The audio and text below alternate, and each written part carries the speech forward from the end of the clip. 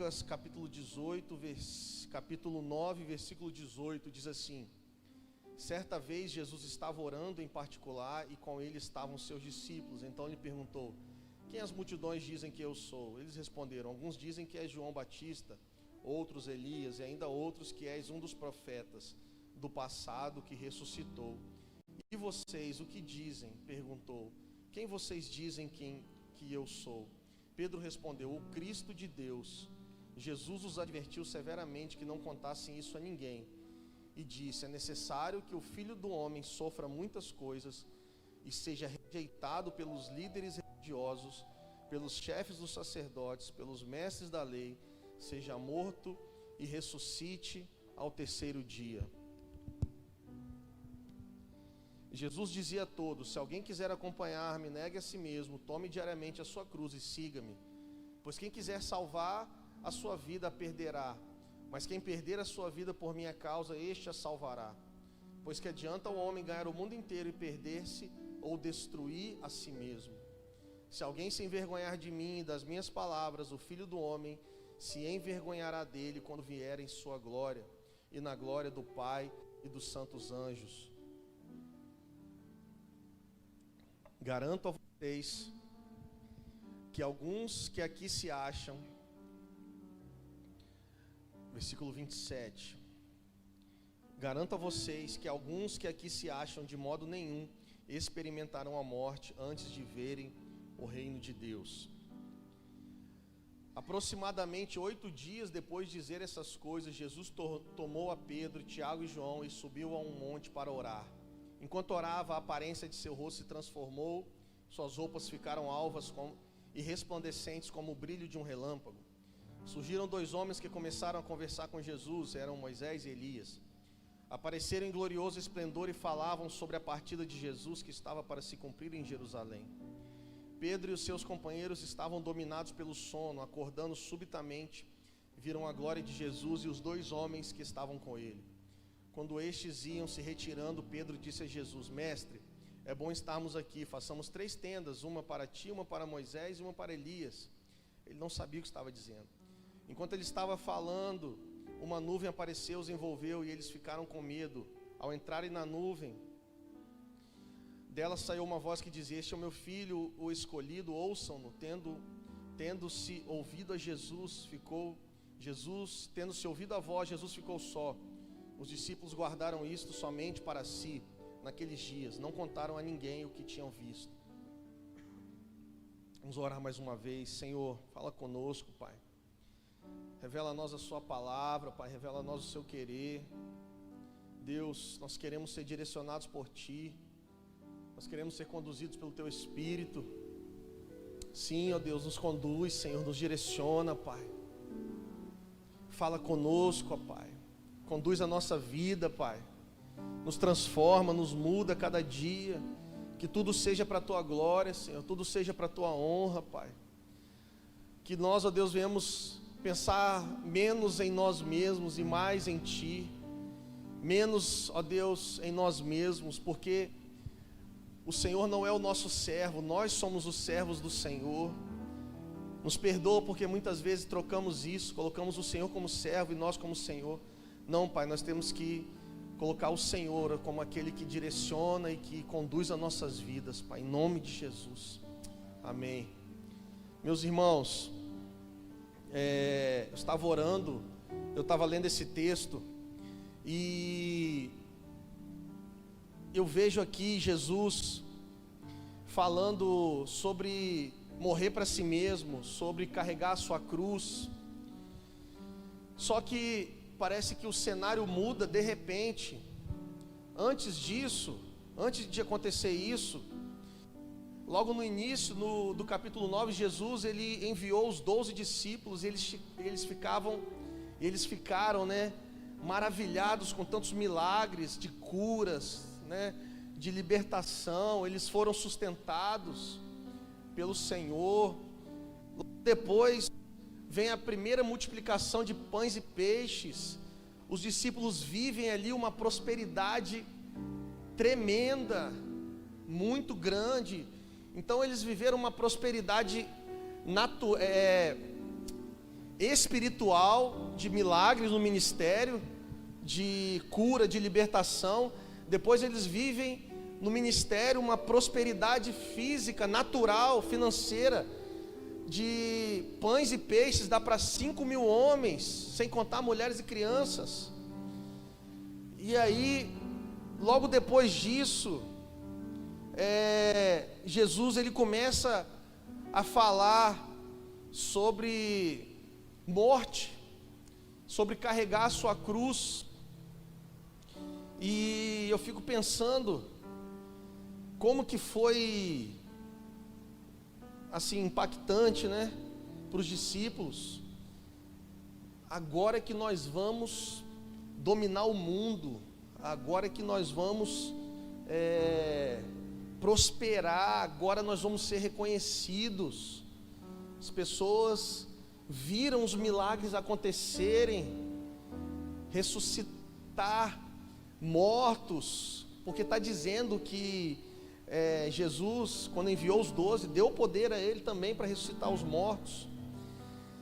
E aí, meus irmãos, agora Jesus ele fala, olha, no versículo 21, é necessário que o Filho do Homem sofra muitas coisas, seja rejeitado pelos líderes religiosos, pelos chefes dos sacerdotes e pelos mestres da lei, seja morto e ressuscite.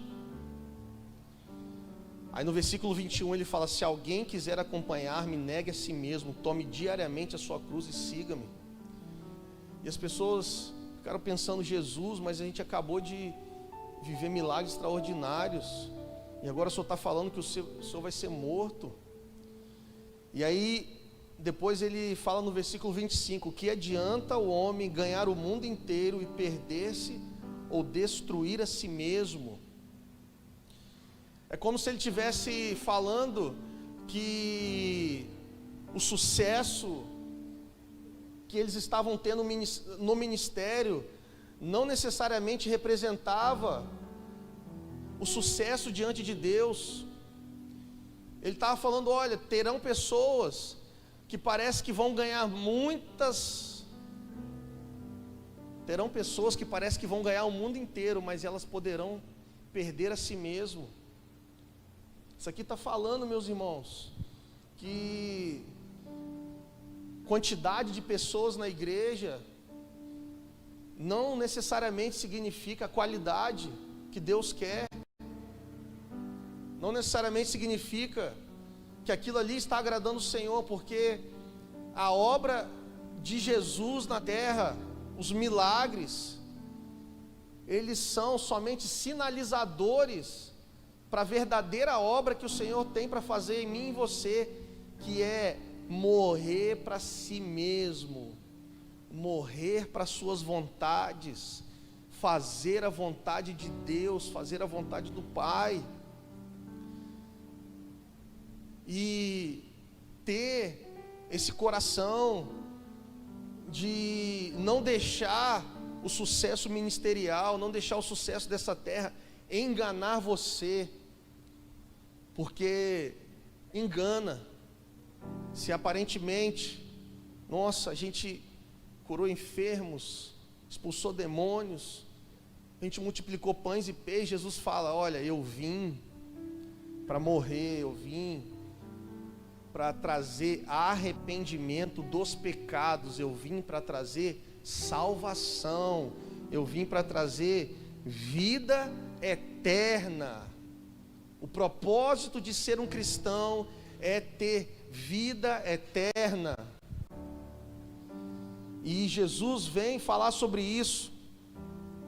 8 dias depois, né, Jesus ele está ali ministrando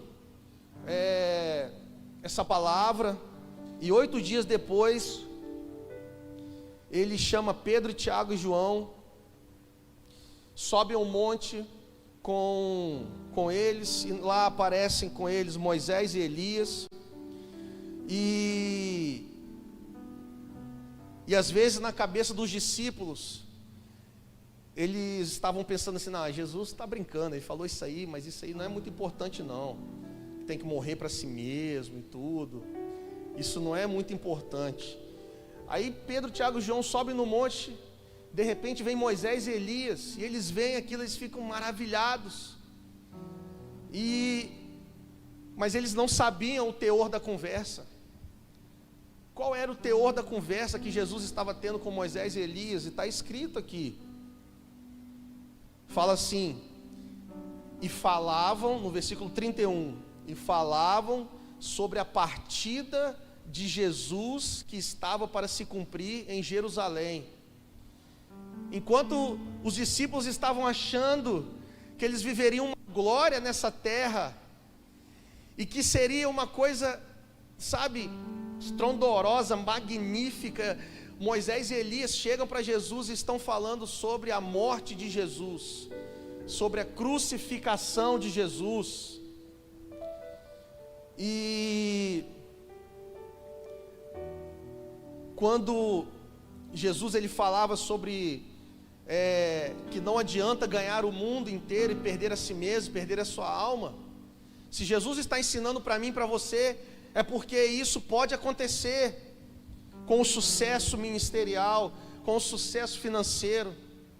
Pode ganhar muitas pessoas, mas você mesmo pode vir a se perder, desde que você não entenda o papel que é da igreja, que é a cruz. Se você tirar a cruz da igreja, meus irmãos, você perdeu totalmente o propósito.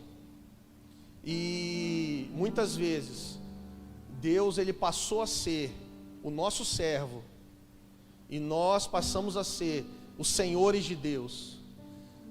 Muitas vezes nós nos preocupamos com o que nós queremos e não com o que Deus quer.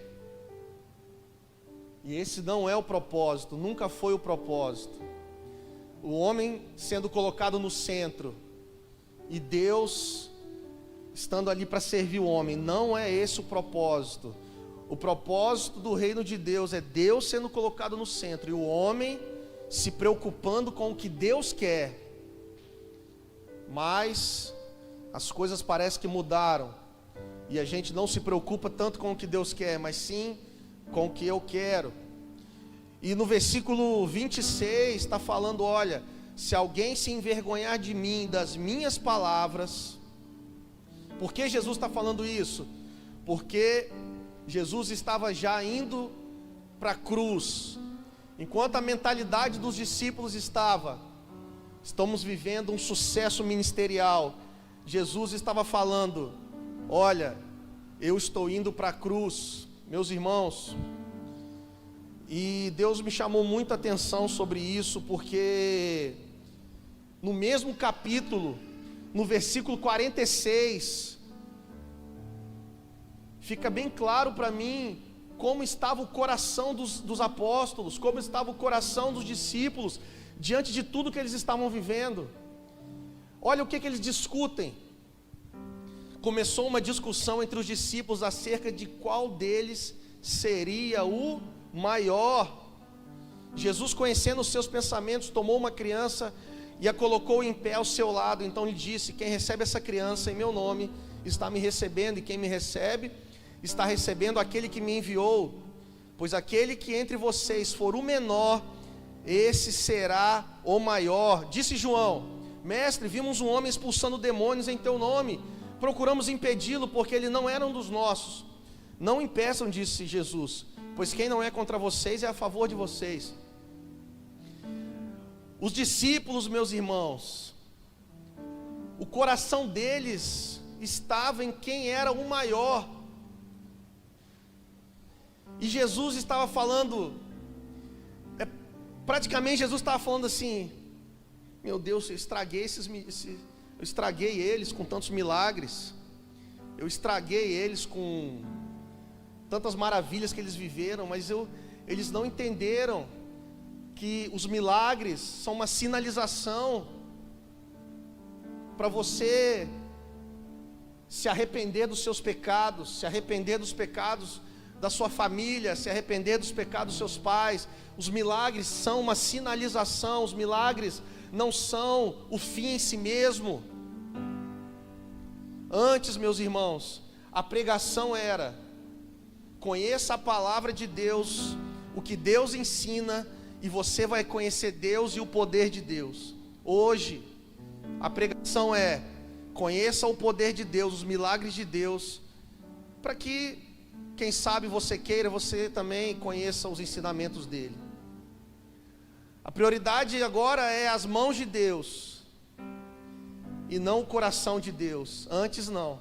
Antes a prioridade era: eu conheço a Deus, e se Deus quiser, na sua infinita misericórdia, soberania, me abençoar, se Ele quiser fazer algo por mim, eu te louvo. Mas só eu conhecendo a Ele, a palavra dEle, eu tendo a salvação, nossa, eu já tenho tudo. Mas hoje não. Eu quero as bênçãos de Deus, eu quero tudo que Deus pode me dar. E em segundo lugar, em segundo plano, talvez eu acerte a minha vida, talvez eu conserto a minha vida de acordo com o que a palavra de Deus está dizendo. E, meus irmãos, esse é o coração humano, esse é o coração dos discípulos que Jesus escolheu, porque Jesus tinha acabado de falar: olha, eu vou ser morto, olha, não se envergonha de mim, você precisa, entender que eu vim para salvação, eu vim para a vida eterna. E no final ali, eles estão discutindo quem era o maior, quem seria o maior, e Jesus fala: o maior é aquele que serve. E aí, meus irmãos, no versículo 49 e 50, quando Jesus ele fala para não impedir as pessoas de expulsar demônios, para não impedir as pessoas de trabalhar para Ele, os discípulos não estavam preocupados se eles eram seguidores de Jesus. Os discípulos só estavam preocupados que só eles podiam fazer aquilo, porque eles estavam ali no círculo mais próximo de Jesus. Meus irmãos, eles estavam pensando assim: só eu posso viver isso, outros não podem viver isso. E é a soberba, é o egoísmo. Só eu posso prosperar, só eu posso ser usado por Deus. Eles chegaram para Jesus e falaram: Jesus, eles estão expulsando demônios. Aí Jesus deve ter pensado: não, eles estão expulsando demônios, estão, mas me explica melhor. Não, Jesus, eu cheguei lá, eles estavam orando pelas pessoas em seu nome e falando: sai em nome de Jesus. Mas Jesus, eles não me obedecem, eles não estão aqui comigo, então não deixei. Por quê? E como é que você sabe que eles não eram dos nossos? Nós acabamos de multiplicar 5 pães e 2 peixes para 5.000 homens, sem contar mulheres e crianças. Como é que você contou todo mundo que estava lá? Como é que você sabia que eles não eram dos nossos? Porque não está falando aqui que Jesus disse que ele não era dos nossos. Os discípulos falaram que não era dos nossos. Não impeça. Meus irmãos, nós precisamos buscar em Deus o propósito dele para as nossas vidas. Quais são os planos de Deus para nós? Quais são os planos de Deus? O que Deus quer para mim, o que Deus quer para você? Milagres, queridos, são sinalizadores, mas o verdadeiro cristão é aquele que não se envergonha de Jesus, que não se envergonha da palavra dele. O verdadeiro cristão é aquele que até o fim está em obediência ao Senhor. Quem estava junto aqui, era um homem chamado Pedro. E eu quero ler aqui com você 1 Pedro, capítulo 4.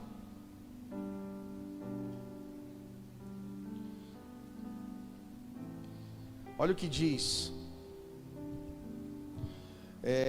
no versículo 12, 1 Pedro 4, 12.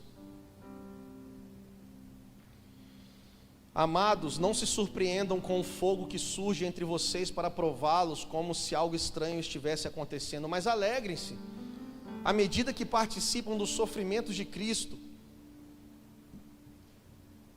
para que também, quando a sua glória for revelada, vocês exultem com grande alegria. Se vocês são insultados por causa do nome de Cristo, felizes são vocês, pois o Espírito da glória, o Espírito de Deus repousa sobre vocês.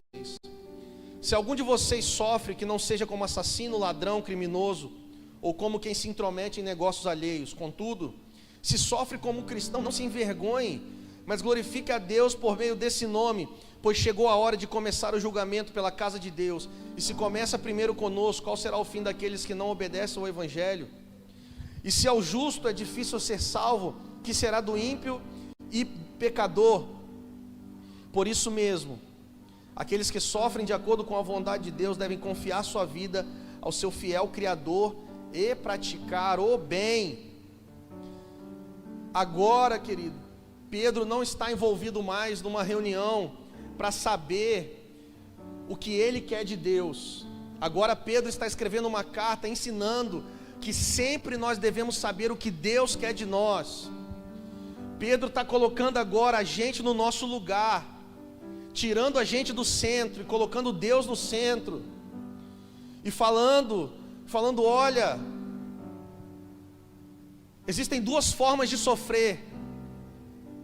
Existe uma forma de sofrer pecando, mas existe uma forma de sofrer fazendo certo, porque está falando no versículo 15, se algum de vocês sofrem, que não seja como assassino, que não seja como ladrão, que não seja como criminoso, que não seja como quem se intromete em negócios alheios.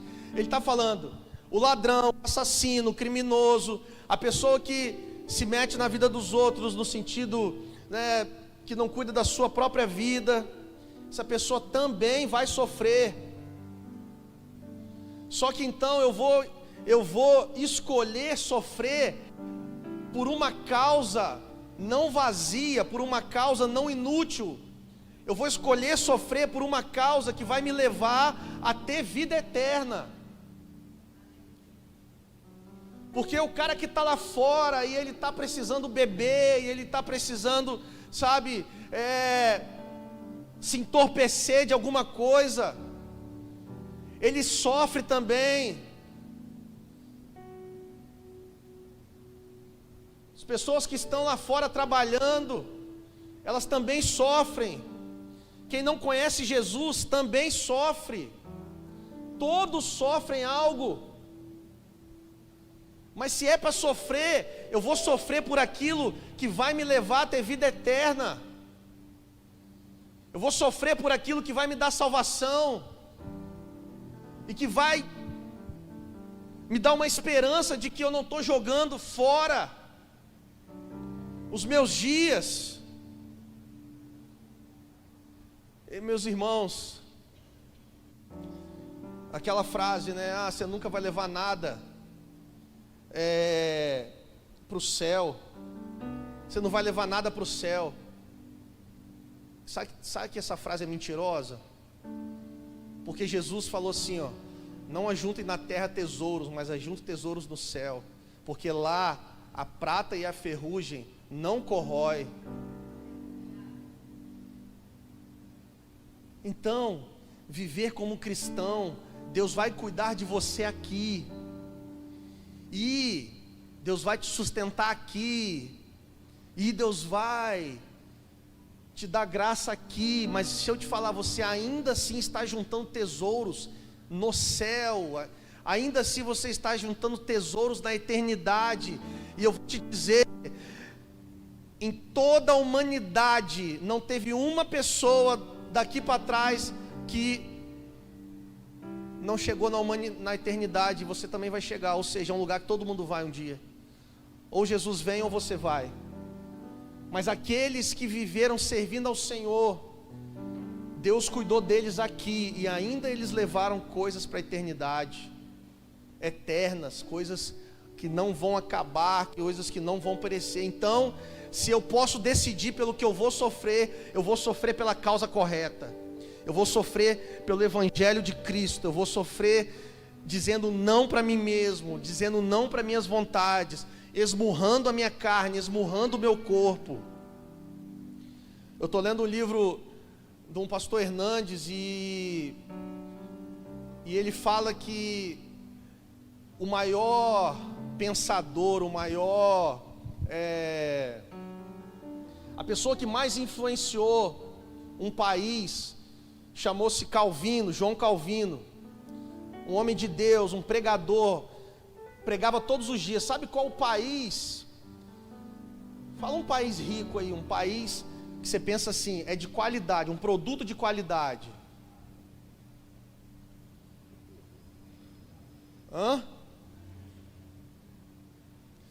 Se você perguntar para os americanos um produto de qualidade, ele vai falar que é o suíço. A Suíça, ela foi totalmente influenciada pelas pregações de João Calvino. Ele pregava tipo assim, mais de 300 vezes no ano. Depois que eu li esse livro, eu falei, amor, vamos voltar para o culto de terça, eu quero voltar a pregar terça também. Terça, quinta. Mas ela falou, você não está aguentando pregar nem quinta, mano. Brincadeira, mas Deus vai me dar graça. Meus irmãos, só que naquela época, Deus era o centro. Naquela época eles não pensavam o que os homens queriam, eles pensavam o que Deus queria. Deus era o centro, Deus era o alvo, Deus era o propósito, Deus era o objetivo. E eu quero chamar você hoje para colocar Deus no lugar. Eu quero chamar você hoje para colocar as coisas no lugar. Vamos sair do centro? Vamos botar Deus no centro de novo? Estou aqui, ó, tem esse tapete redondo aqui, eu estou aqui no centro, mas vamos sair do centro, vamos botar Deus, vamos começar a reverenciar o Senhor e falar, Senhor, me perdoa por estar tão no centro da minha vida, me perdoa por estar tão querendo meus planos, meus propósitos. Quem sabe que fala assim, esse menino é estragado, criado pela avó, porque foi feito todas as vontades dele. Tem muitos crentes estragados, e o próprio Deus, né, com a sua infinita bondade, nos abençoou tanto, cuidou tanto de nós, que até estragou a gente um pouquinho, mas Jesus vem ensinar, e fala assim, olha, o Pai, Ele não quis estragar você, o Pai quis cuidar de você. O pai quis dizer que se você for filho dele, buscar a vontade dele, Ele vai sustentar você, Ele vai cuidar de você. O Pai, Ele é amoroso. Tudo que Ele fez por você foi para cuidar de você, não foi para te estragar, para te afastar dele e te fazer um menino mimado. Vamos orar, queridos. A gente precisa ler o texto bíblico, meus irmãos, com, sabe, um olhar. Vamos ficar de pé. Você que quer nessa noite sair do centro e colocar Deus no centro, vem para o altar. Nós queremos que você coloque Deus no centro. Não as minhas vontades, não o meu querer, mas a sua vontade, o seu querer. Eu estou te agradando, Senhor? O Senhor está se agradando da minha vida? O que o Senhor quer de mim, Pai? Isso. Jesus, nos perdoa, Pai. Pede perdão ao Senhor. Pede perdão a Deus, porque você fez dele um servo. Você não fez dele um Senhor, você fez dele um servo. Pede perdão, fala, Senhor, me perdoa por ter feito o Senhor um servo. Ah, Deus. Só pra você, Jesus. Sim, Jesus, o Senhor tem que estar no centro. E onde você estiver, vamos ficar. O Senhor tem que estar no centro, Jesus. Vamos ficar só aos seus pés.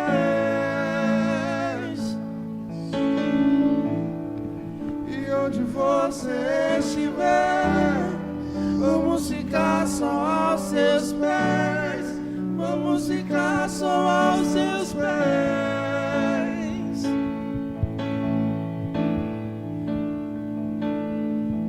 És bem-vindo, Rei da Glória. A casa é sua, fique à vontade. És bem-vindo, Rei da Glória. A casa é sua, fique à vontade. Uma só coisa é necessária, uma só coisa pedirei, que eu possa morar na sua casa, para beijar a sua face. Nós preparamos um lugar pra você, só pra você e Jesus. Nós preparamos um lugar pra você, só pra você e Jesus. E onde você estiver, vamos ficar só aos seus pés. Vamos ficar só aos seus pés. E onde você estiver, vamos ficar só aos seus pés. Vamos ficar só aos seus pés. E onde você estiver, vamos ficar só aos seus pés. Vamos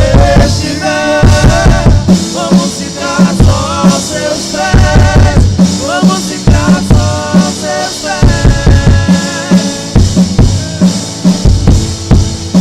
onde você estiver, vamos ficar só aos seus pés. Vamos ficar só aos seus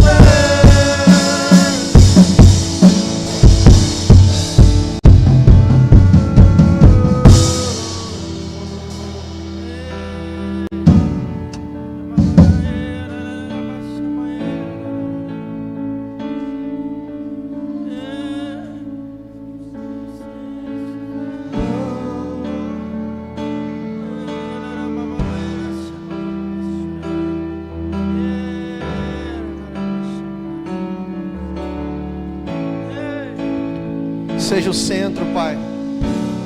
Seja o centro, Pai. Seja adorado, Jesus.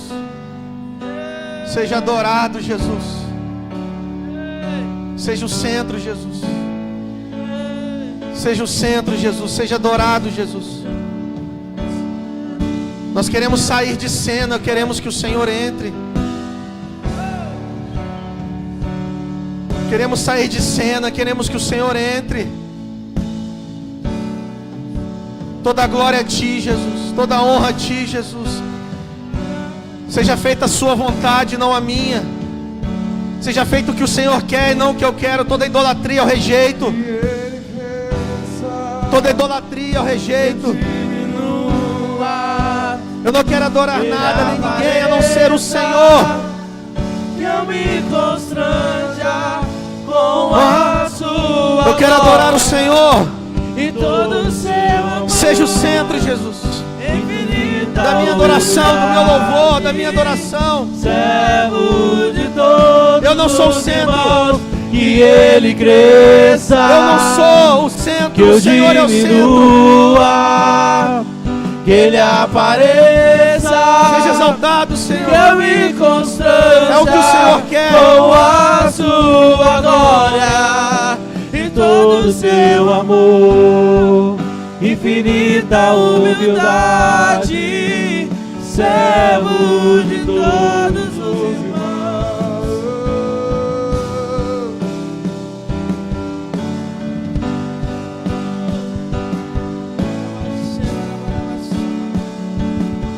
Seja o centro, Senhor.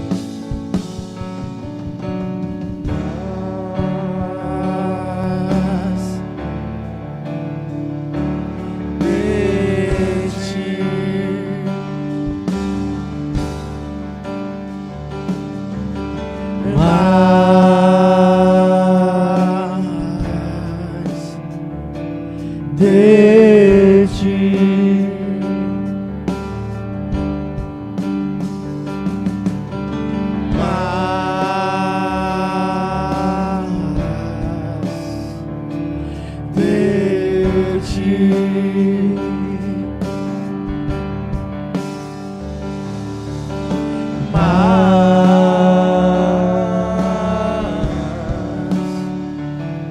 De ti, e menos de mim, e menos de mim. Seja o centro, Jesus. E seja menos de mim, seja o centro da minha vida. E menos de mim. Seja o centro do meu louvor. Seja o centro da minha adoração. Que Ele cresça, eu diminua. Que Ele apareça, que eu me constranja com a sua glória. Seja o centro, E Jesus, todo da minha teu adoração. amor, infinita humildade, e servo de todos os irmãos. Que Ele cresça e que eu diminua. Que Ele apareça, que eu me constranja com a sua glória e todo o seu amor, infinita humildade, e servo de todos os irmãos. Sim, Deus. Seja o centro, Pai. Seja o centro do nosso coração, Pai. O homem tem que sair do coração e tem que entrar Deus no coração. E você vai prosperar. Você vai prosperar em todas as áreas. Se Ele for o centro. Os meus olhos em ti, nada mais me satisfaz, nada mais me satisfaz. Uma vez que eu coloquei os meus olhos em ti, nada mais me satisfaz, nada mais me satisfaz. Uma vez que eu coloquei os meus olhos em ti, e nada mais me satisfaz.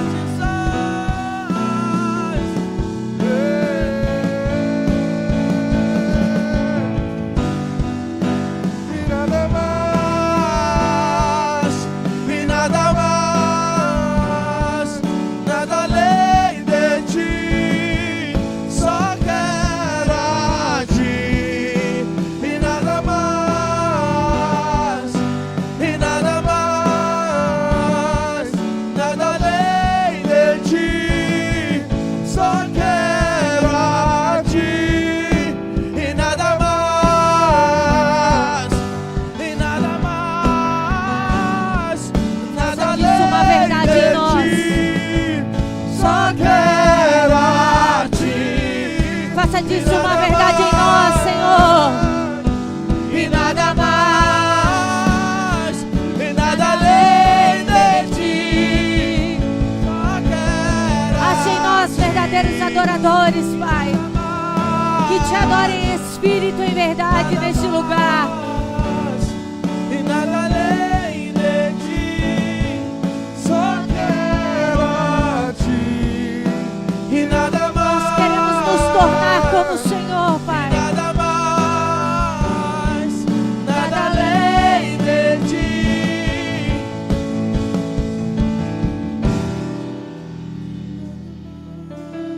Cresça em nós, Senhor.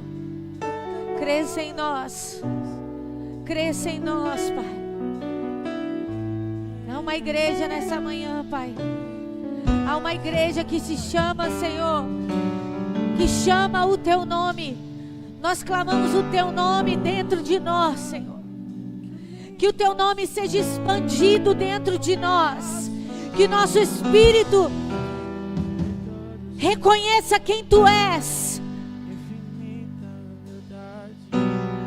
Que diminuamos para que o Senhor cresça. Toma forma em nós. Toma forma dentro da nossa casa. Toma forma nos nossos filhos. Cresça, Jesus, cresça. Aparece, Senhor, aparece. Aparece dentro de nós. Que haja um ruache do Senhor dentro do nosso espírito, Pai. Gera a tua palavra. Gera a vida do Senhor dentro de nós, Senhor. Que diminua, que Ele apareça, que eu me constranja com a nós te pedimos a tua glória, nós te pedimos a tua presença. todo o seu amor. E não há Deus como o Senhor, não há outro como o Senhor.